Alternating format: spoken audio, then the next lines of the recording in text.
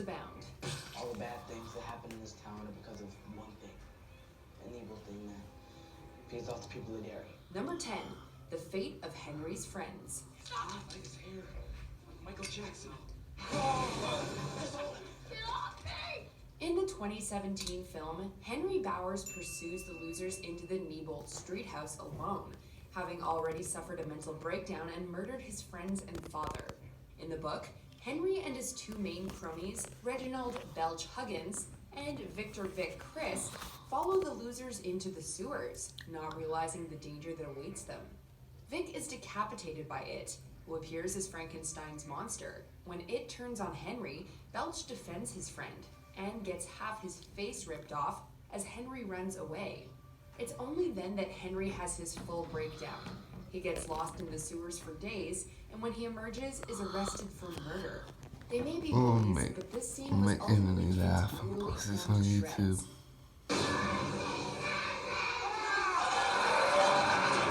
Number 9. The Scale of Destruction.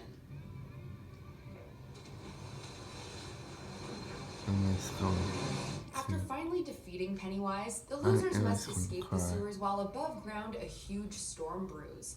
Having been nested in the fabric of the area for so long, it had become something like Derry's twisted heart. It was Derry, Derry was it. So when it died, so too did the town, in a sense, as signified by large portions of the town collapsing into the old sewer system. The standpipe is wiped out with the storm's flood, and the library too is destroyed. Epic as it might have been, director Andy Muschietti decided against the town-wide cataclysm for the sake of something more character-focused. We need to finish. Number 8. Eddie's Leper. Do you think this will help me, Eddie? In the first installment of it, Pennywise reveals himself to the losers one by one, tormenting them each so as to ratchet up their fear. Germaphobe Eddie Kaspbrak is attacked by a rotting leper after he drops his medications. But in the book, it's not pills that the monstrous vision taunts him with, but sexual acts. You did this.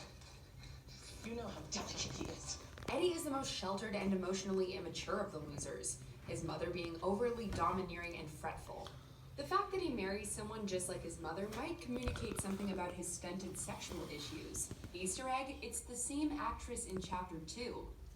In the book, however, these fears are disturbingly combined for Eddie in the form of the leper. I want to protect you. Protect me? By lying to me, by keeping me locked inside this hellhole?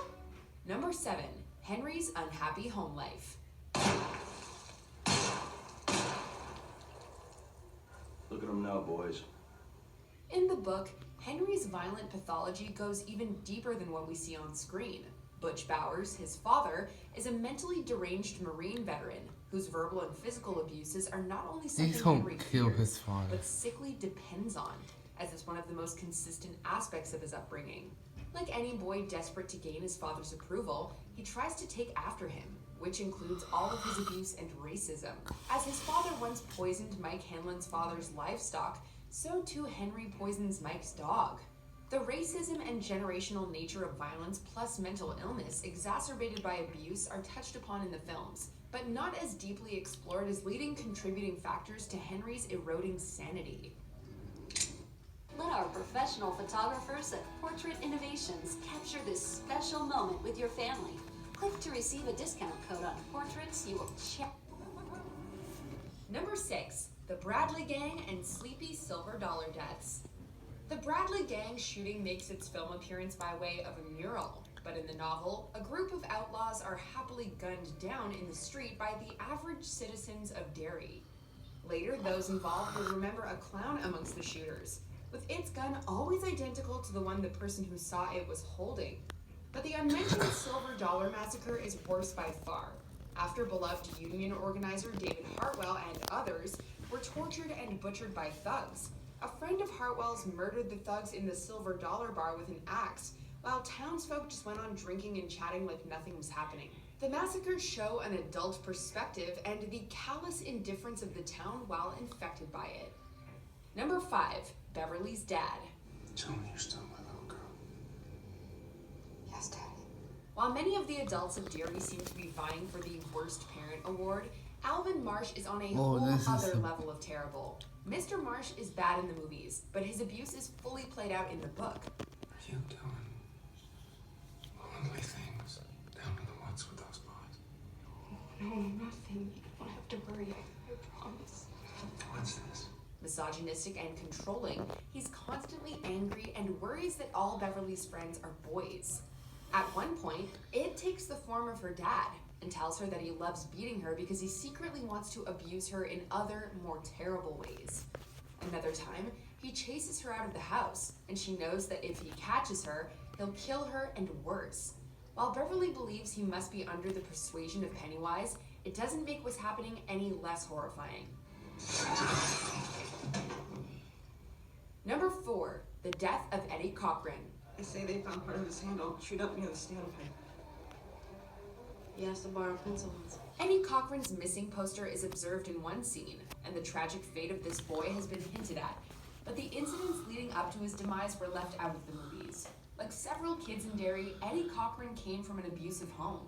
After his stepfather kills his little brother Dorsey with a hammer, Eddie runs away, taking refuge by the canal. There, he sees what he thinks is his little brother, who then turns into the creature from the Black Lagoon. Strangely, Eddie is insistent to the end that it's not real, but That's despite his mommy. bravery, it doesn't back off and decapitates the boy. Guys. Are those? The missing kids. Floating. Number 3, the death of Patrick Hocksetter. I hear you, tits. Patrick Hocksetter in the book shows signs of being a true psychopath. He suffocates his baby brother to death, thinks he's the only real person alive, makes sexual advances on Henry, and has a fridge full of animals which he's tortured and killed at the dump. It's this ghastly fridge that ends up being his undoing. After Henry threatens to tell the police about the fridge, Patrick decides to clean it out. Upon opening it, he's attacked by flying, insect-like leeches, which latch on and bleed him until he's unconscious. He wakes later, while it is feeding on him. His film death was scary enough, but it sure wasn't a kid getting eaten alive.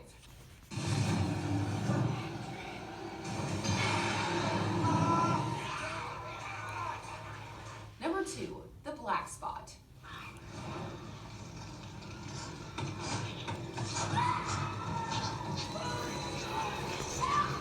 In chapter 2, Mike remembers an apartment fire that killed his parents. However, in the book, there is another, even more devastating fire, the burning of the Black Spot, a popular dance hall for the African American community of the town in the 1930s. The Derry branch of the Legion of White Decency burned it down while it was full.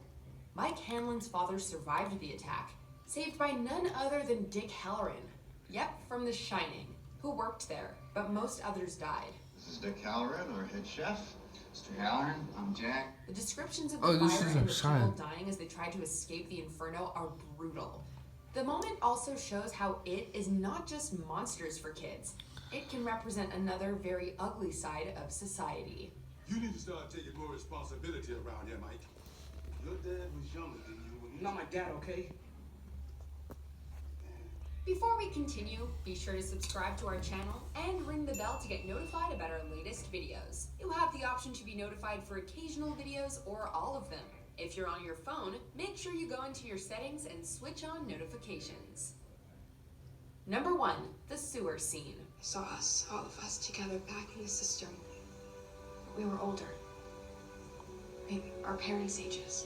Let's get this out of the way. Subterranean adolescent orgy. Okay, now you know what you're in for. After their first fight with Pennywise, the losers feel fractured, and to bring unity back to the group and escape the sewers, the kids decide that they have to grow up and must build a link between their childhoods and adulthoods. So they do it, and one by one, the boys have sex with Beverly. It's not scary, but it's uncomfortable. And although it's written to be transformative, basically every reader wishes they could bleach this scene from their memory. The scenes seem to have been carefully reimagined with the Blood Pact and Eddie's lover cast in the 2017 adaptation, which is frankly a relief. Swear it. Swear. If it isn't dead, if it ever comes back, we'll come back to you. Do you agree with our picks? Check out this other recent